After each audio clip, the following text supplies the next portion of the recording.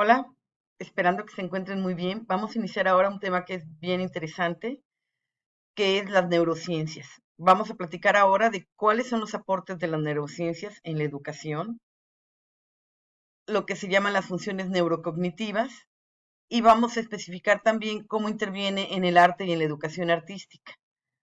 Vamos a ver cosas muy interesantes, aspectos donde las neurociencias confirman las teorías que desde 1960 se han estado desarrollando sobre la educación, que inicialmente las neurociencias o neurocognitivos, que se llaman, o neuroeducación, se afianzan precisamente en todo lo que es la psicología cognitiva o la psicología educativa.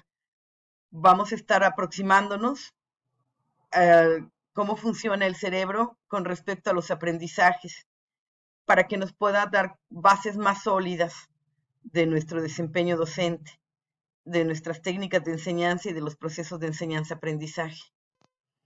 Para avanzar para este módulo, nosotros tuvimos ya una revisión de lo que es el sistema nervioso central, de lo que es el sistema periférico. Ya hablamos también sobre las diferentes áreas del cerebro. Vamos a hacer también otro repaso. Y sobre lo que es la sinapsis. Es importante también que nosotros hayamos revisado todo lo que es la parte de la psicología cognitiva, porque nos da las bases conceptuales sobre las que las neurociencias van a estar estudiando y aportándonos también. Vamos a continuar ahorita viendo estos aportes de las neurociencias, igual retomando lo que es la neurociencia cognitiva, que es el término que se le da al área de las neurociencias que se encarga de analizar e investigar los procesos neurales del sistema nervioso, que están involucrados en los procesos psicológicos de la cognición humana, es decir, de la adquisición del conocimiento. Esta es una relación entre el funcionamiento del cerebro al recibir, integrar y procesar la información que nosotros vemos, escuchamos, tocamos, sentimos, cómo la integra y la procesa esta información.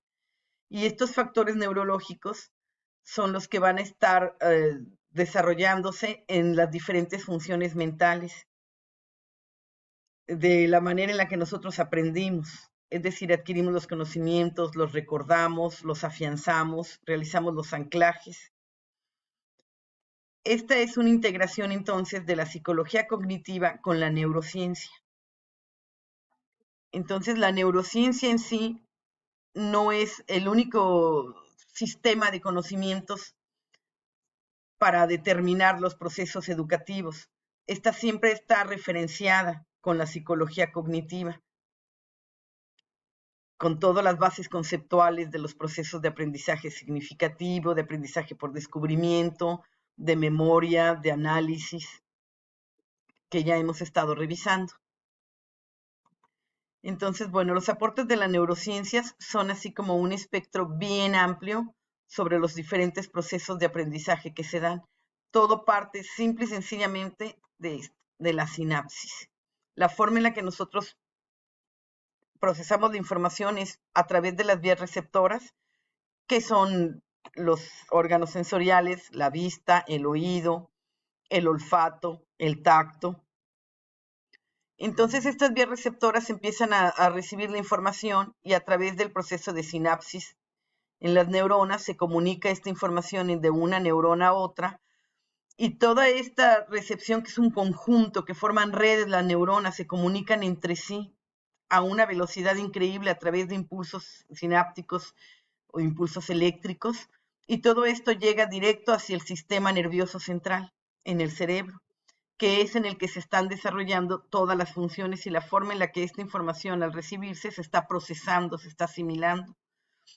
Entonces se va hacia los diferentes centros especializados que tiene el cerebro para las diferentes áreas, para la audición, para el lenguaje, el razonamiento, en cada una de las diferentes partes del cerebro, en la parte frontal, occipital, es decir, en cada una de estas áreas hay diferentes funciones. Sin embargo, aunque sean específicas, ¿sí? En la corteza frontal está el razonamiento, la memoria, el análisis, la deducción de problemas, no está aislada, están conectadas todas las áreas, ¿sí?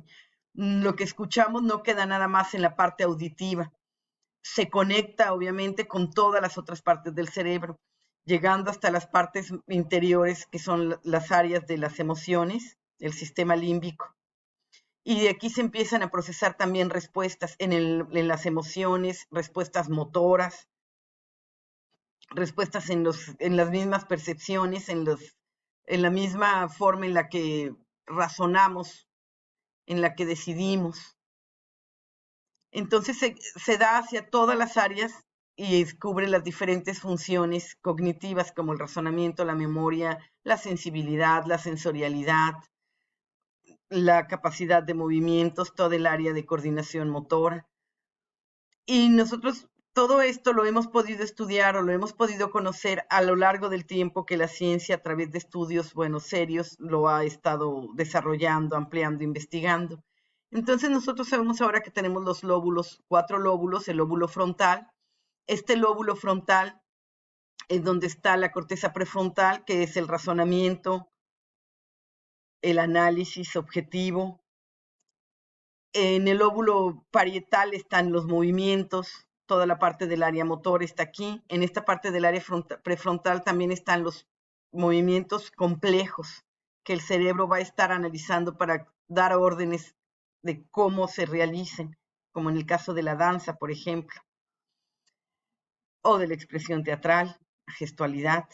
Por supuesto, también los movimientos complejos al utilizar una herramienta en las artes plásticas o al tocar un instrumento fino en la música.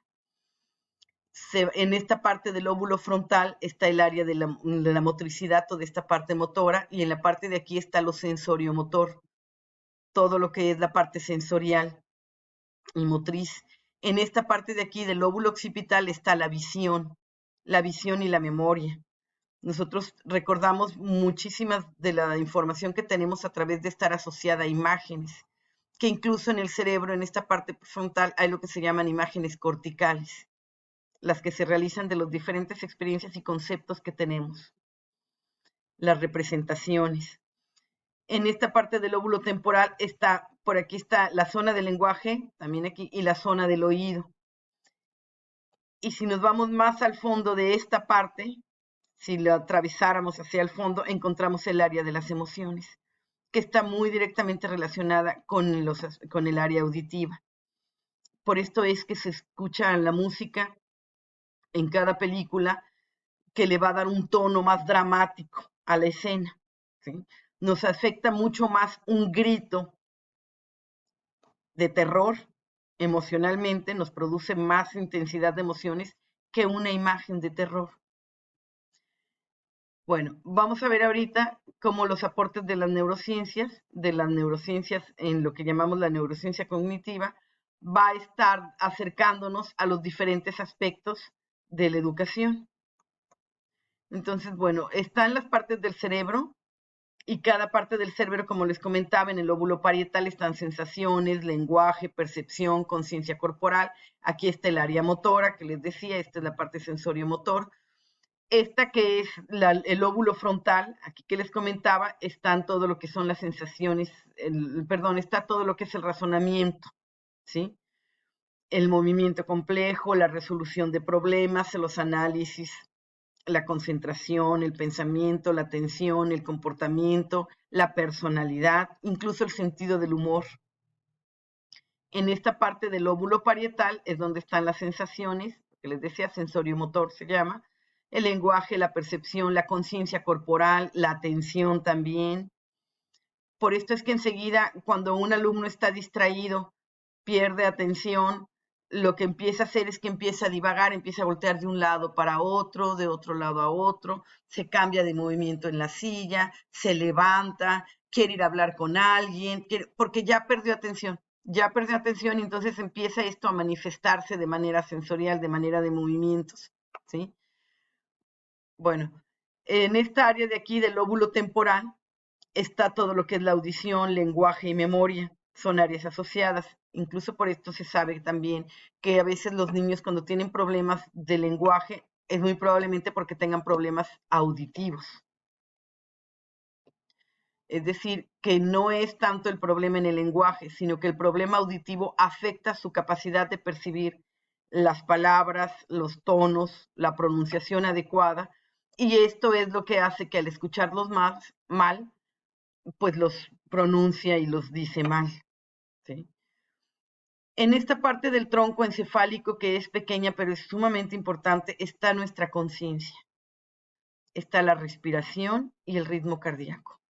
Y esta parte de la respiración y el ritmo cardíaco, recordémonos que son autónomas. No nos pide permiso el cuerpo para respirar y no nos pide permiso tampoco para tener latidos el corazón. No están controlados por lo que es la voluntad.